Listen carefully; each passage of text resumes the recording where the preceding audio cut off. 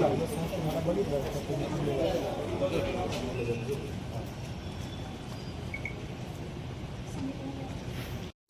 मागणी काय सांगणार सर? नांदेड जिल्ह्यातल्या वीरशैव लिंगायत समाजातील चळवळीतला आणि एक तरुण कार्यकर्ता म्हणून ज्या सोनूभाऊ कल्याणकर यांची ओळख होती, त्यांचा अत्यंत निगरून खून करण्यात आला. आणि या खुनाच्या पाठीमागं मोठं षडयंत्र आहे. त्याला राजाश्रय आहे का, गुंड टोळ्यांचा त्याला पाठिंबा आहे का, कोण सक्रिय षडयंत्र करणारे कोण आहेत, हे खरं तर पोलिसांना शोधण्यासाठी एक मोठं आव्हान आहे. पोलिसांनी गुन्हा दाखल केला, तत्परतेनं आरोपी अटक केले, ही वस्तुस्थिती आहे. परंतु पोलिसांच्याच वतीनं सोनूसुद्धा क्रिमिनल होता अशा प्रकारचा नेरेटिव्ह सेट करण्याचा प्रयत्न झाला. ते आम्ही या ठिकाणी खोडून काढतो आहोत. सोनू कल्याणकर एक खोटा गुन्हा सोडला तर दुसरा कुठलाही गुन्हा नाही.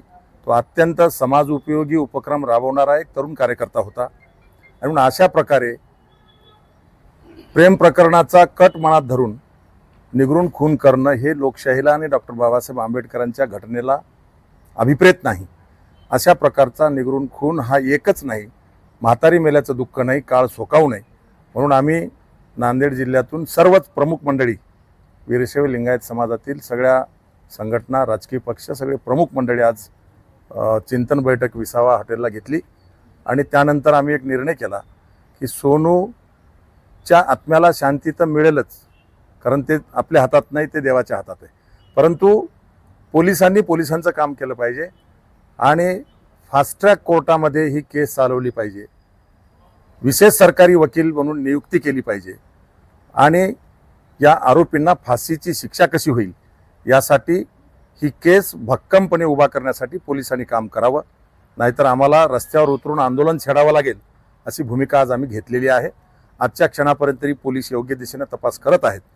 पण त्याच्या पाठीमागं कट करणारा कोण, जेलमधून सूत्र हलवणारा जर गोलू मंगनाळे हे जर काम करत असेल तर मग प्रशासनाच्या आशीर्वादाशिवाय आणि राजकीय आशीर्वादाशिवाय हे होणं शक्य नाही.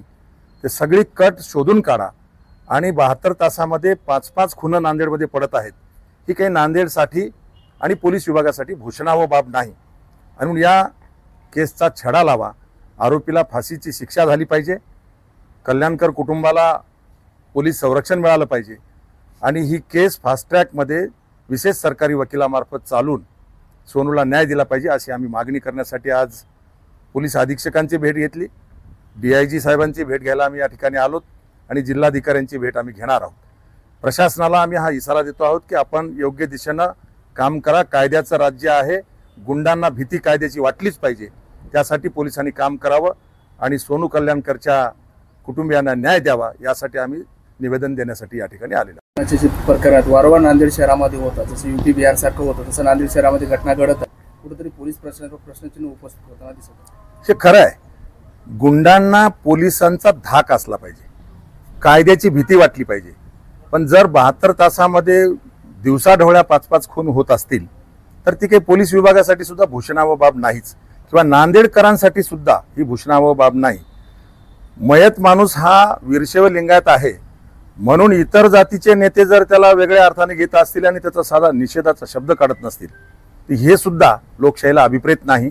म्हणून पोलिसांपुढचं हे मोठं आव्हान आहे की आमची शंका आहे की त्याला राजाश्रय होता किंवा गुंड टोळ्यांचा त्याला पाठिंबा होता किंवा सूत्र हलवणारे जेलमधले असल्यामुळं त्याच्या पाठीशी प्रशासनाचाही आशीर्वाद होता की काय, याचा शोध पोलिसांनी घेतला पाहिजे अशी आमची मागणी आहे. आरोपी अल्पवयीन होते का याच्यामध्ये किंवा सराईत गुन्हेगार आहेत?